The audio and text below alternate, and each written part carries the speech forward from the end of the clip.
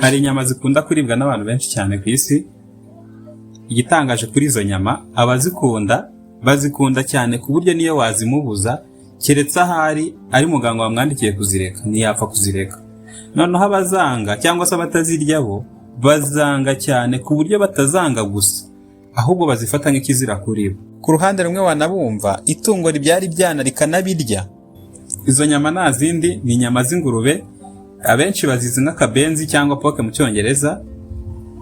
Abazorora cyangwa borora ingurube bavuga ko ingurube ari imwe mu matungo yororoka cyane, agatanga umusaruro haba ku by'amafaranga ndetse no ku ifumbire. Ukuri ni uko buri kintu cyose kigira ikibi n'icyiza. Rero n'inyama z'ingurube zigira ibyiza byinshi zikagira n'ibibi byinshi. Mw'iki kiganiro reka tubaransize dusobanukirwe byose, hanyuma nawe uteze amatwi ubihuze ukuremo iby'umumaro kuri wowe. Waba wibaza iki kibazo, ese koko inyama z'ingurube zigira akamaro? Ese ni ukuri zishobora kuba intandaro y'indwara bitewe n'uko abantu benshi babifata?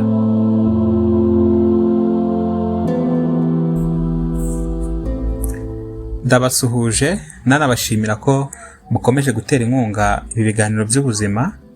Kuri uyu munsi wa none tugiye kurebera hamwe ibijyanye n'inyama z'ingurube. Abantu babifiteho amakuru agiye atandukanye, gusa ni kimwe mu biribwa bifite umumaro ku buzima bw'umuntu, ariko nanone bikagira n'ibibi byinshi. Ari nayo mpamvu tugiye kurebera hamwe ibi byose kugira ngo ugereranye urebe koko niba iby'umumaro cyangwa ibitari iby'umumaro. Ikirushije ikindi imbaraga aba ari byo umuntu wenda abasha kuba yahereraho, kubera ko hano kuri iyi si tubayeho, ariko buri wese bakwiriye kuba yakwitaho mu buryo bumwe cyangwa ubundi. Ukwiye kureka ibyo kurya byawe bikakubera imiti, kubera ko imiti iri kwa muganga yagenewe abarwayi, ntabwo yagenewe abantu batarwaye.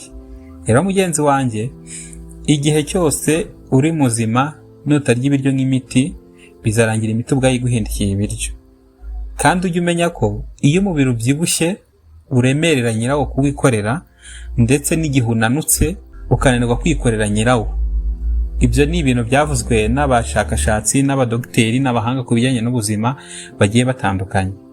Tudatinze rero, buriya inyama z'ingurube zifite poroteyine nyinshi zinihariyeho ubwayo ndetse n'amavitamini bigiye rwose bitandukanye n'izindi nyama zigiye zitandukanye mu buzima bwa buri munsi. Muri Aziya niho hakunze kugaragara abantu benshi bakunda kurya inyama z'ingurube, ndetse no mu bindi bihugu byinshi cyane bitandukanye ku isi, Amerika, Australia, Canada n'ahandi hagiye hatandukanye, inyama z'ingurube ziraribwa cyane. Nubwo nawe ushobora kugira ngo ntujye zirya, ariko ukisanga rimwe na rimwe wabiriye mu bintu bitandukanye nka za sosiso, za sausage n'ibindi bigiye bitandukanye bikorwa mu nyama. Izi nyama zibamo vitamini zitandukanye, ariko reka turebe nk'eshatu wenda zihariye kuri yo. Hari iyo bita B1 thiamine ifasha nko kurinda umunaniro, cyane cyane niyo nyama ifite ku bwinshi kurusha izindi. Ikagira vitamini B6 ifasha imikorere y'ubwonko n'imikaya, iyi nayo iyihariyeho. Ikagira indi vitamini ya B12 ifasha amaraso n'imikorere y'imitsi. Iyi vitamini ya B12 iboneka cyane no mu zindi nyama. Igira n'izindi vitamini nyinshi zitandukanye. Nk'uko tubibona, iyi nyama igira proteine zitandukanye ndetse n'amavitamini atandukanye. Noneho n'abayirya bavuga ko ari imwe mu nyama ziryoha cyane. Niba ari cyo abazikunda bayikundira ntago mbizi, ariko nibivugwa. Twanakwibaza, ese kubera iki hari ibihugu bigenda bikayiziririza ku buryo bo bayifata nk'ikizira, uramutse unayireba akabimenya bakaba babiguhanira, mu mategeko yabo bikaba binabamo. Urugero nk'ibihugu by'abayahudi kirazira kurya inyama y'ingurube. Ibihugu by'abayisilamu nabyo ni ikizira cyane rwose kuba warya ino nyama, ndetse ntago ari ukuyirya gusa, ahubwo no korora aya matungo nk'ibyo bihugu ntago biba byemewe. Ese ni ukubera ko wenda ari ikibazo cy'imyizerere, cyangwa wenda ni uko basobanukiwe bagasobanukirwa ibibi biyirimo, akaba ariyo mpamvu bafashe icyo cyemezo? Reka nabyo tubirebeho. Si bo gusa, ahubwo hari n'abandi bagiye bafite imyemerere itandukanye kuri iyi nyamaswa. Nk'uko basomye ba Bibiliya, iki gitabo nacyo kigaragaza ko ingurube ari imwe mu nyamaswa idakwiriye kuribwa, kubera ko ari inyamaswa ituza. Ndetse no kubasoma igitabo cya Korowani, ingurube nayo iba mu bintu bizira kuba byaribwa kubera ko iri mu nyamaswa nyine zitemerewe kuba zaribwa muri icyo gitabo. Hakaba n'abandi batayirya kubera ko wenda batayikunda. Mbega muri magufi hari abayiziririza kubera ko yuzuyemo uburozi bwica, abandi bakayiziririza kubera imyemerere yabo. Mbese buri wese aba afite uko azifata. Ukuri ni ukuhe rero muri ibi ngibi? Nk'uko tumaze kubibona, igira umumaro, gusa ikibabaje kuri yo, ibibi byayo nibyo byinshi cyane ugereranyije n'ibyiza byayo. Bitewe n'iki? Bitewe n'uko iri tungo cyangwa iyi nyamaswa ni imwe mu nyamaswa z'indya byose. Iyo mpamvu niyo iyihindura inyamaswa ihuriwemo n'imyanda yose, kubera ko nta kintu na kimwe itinya kuba yarya. Haba ibyaboze irabirya, imyanda y'abantu irayirya, ibyishwe n'indwara zivurwa n'izitavurwa byose irarya, ibitera kanseri cyangwa ibyatewe na kanseri nabyo ni uko. Rero ibyo byose ni bimwe mu bigaragaza ko ibibi biba muri iyi nyamaswa ari byinshi cyane kuruta ibyiza bibasha kuba byayibamo. Noneho ku bijyanye n'umubiri w'umuntu we wayiriye, biriya binure byayo iyo bigiye mu mubiri wawe byica iby'umumaro hafi ya byose, kubera ko ibinure byayo biba biri hejuru cyane mu kwangiza umubiri w'umuntu. Bijya bivugwa ko igira ubwandu bukubye inshuro zirenga 40 inyama zisanzwe z'inka cyangwa n'izindi zisanzwe zikoresha. Gusa muri rusange ubundi inyama zose iyo zigeze mu mubiri w'umuntu zitinda mu mara cyane. Ibyo kandi bikaba ari ikibazo ku buzima bw'umuntu, kubera ko ubundi igogorwa riba rigomba gukorwa byibura hagati y'umunsi umwe kuri 2. Ubwo wenda kuri 2 ni igihe byatinze cyane. Ikintu cyose uriye kinyura mu kanwa, ko niho turira, kikajya mu gifu cyamaramo amasaha hagati ya 3 na 6, kikajya mu mara, amara agatandukanya ibigomba kujya mu mwijima n'ibigomba gusohoka mu mwanda. Byagera mu mwijima, umwijima ugakora amaraso, ya maraso ikawohereza mu mutima, noneho umutima nka pompu cyangwa nka moteri ikagenda yohereza amaraso mu mubiri wose, mu ngingo izo arizo zose. Rero igihe cyose uriye ikintu kikagenda kikaguma mu mara, kigasaziramo, kikaboreramo, ni hahandi usanga wagiye uhura na za ngaruka, aho wumva umuntu ari kuvuga aho ataka ngo narwaye amara.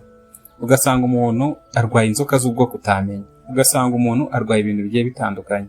Niyo mpamvu hano rero tubona ko inyama iyo ari yo yose, cyane cyane nk'izi z'inka na zino zikunze kuribwa nyine nk'inkoko n'ibindi, ni inyama ishobora kumara iminsi 7 mu mara y'umuntu itarasohoka ngo ivemo. Mu gihe y'ingurube yo noneho imara iminsi 30 irenga kugira ngo ibashe kuba yasohoka mu mara. Murumva ko rero ibyo bintu ntago aba ari byiza, biba byaragiye bikaboreramo, bigatera indwara zigiye zitandukanye, nk'uko mu kanya tugiye kureba indwara ziterwa n'ibi ngibi. Iriya nyama yayo rero itinda mu nda kubera iki? Kubera ko ingurube ni imwe mu nyamaswa zigira ubumara, ni nayo mpamvu ujya ubona nta burozi bupfa kuyica. N'inzoka ishobora kuruma ingurube ntigire ikiba, cyangwa se n'ingurube nayo ikaba yarya n'inzoka, kandi ugasanga ya ngurube yo nta kibazo yigeze igira. Ni n'imwe mu nyamaswa nkeya zibasha kuba zarya ibyana byayo. Kubw'iyo mpamvu rero reka turebere hamwe indwara zituruka ku kurya inyama y'ingurube, tunarebe n'inzoka zitandukanye ingurube iba ifite uwayiriye cyangwa se ubwayo ikaba ibana nayo. Kurya inyama y'ingurube rero byagutereza indwara zikurikira. Iya mbere harimo hepatite C na hepatite E. Izo ni indwara utacika igihe cyose ugikoresha buriya bwoko bwa ziriya nyama. Indwara ya kabiri noneho inakomeye cyane ni kanseri.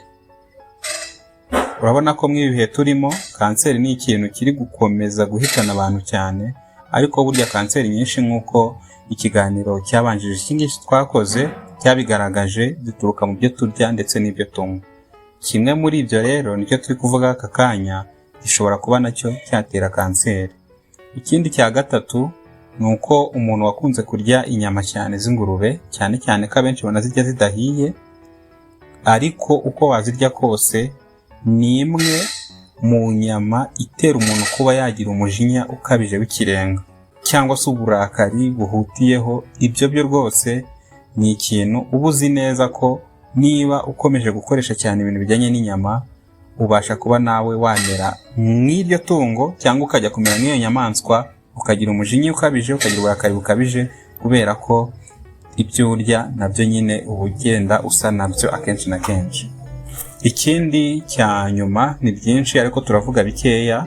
Yagutera umunaniro, yagutera umutwe, yagutera ubushyuhe ndetse n'ibindi bigiye bitandukanye, kubera ko iyo wabikoresheje bishobora gutuma urugingo rumwe rugira ikibazo, noneho rwa rugingo nk'uko umubiri wose ari umwe ukaba watera n'ibindi bibazo ahandi, bikaba byavamo kuba nawe ubwawe utamererwa neza umubiri wawe wose. Akandi ni uko igira inzoka zitandukanye, harimo za teniya, hakabamo za sikarisi. Sikarisi buriya ni inzoka iba mu mara, kandi nk'uko twabibonye iyo nzoka mu mara ubwayo ibamo kubera ko ibyo wariye birimo, noneho bikanagenda bigatindiramo, bikamera nk'aho bigagiramo cyangwa bigasaziramo cyangwa bikaboreramo. Icyo gihe rero nabyo ibasha kuba ya nzoka yakuriramo ndetse n'izindi zikazamukiramo, bikaba byaguteza ikibazo. Nk'uko byose tumaze kubibona rero, umuntu wese wumva kino kiganiro ubwe akwiriye kuba nyine yahitamo akareba icy'ingenzi kuri we, akaba ari cyo akoresha, ariko uzirikana ko ubundi mu bintu bitatu umuntu aba ari hano ku isi, hari ukwiyitaho ubwawe, ukita ku bawe ndetse ukita no ku bandi. Kandi ntabwo ibyo byose wabikora utari muzima, ahubwo bisaba ko wiyitaho mbere y'ibindi byose, ukarinda ubuzima bwawe ku buryo n'ibyo ukora n'ibyo ubamo n'ahazaza hawe byose bishingira ku mibereho myiza ufite aka kanya.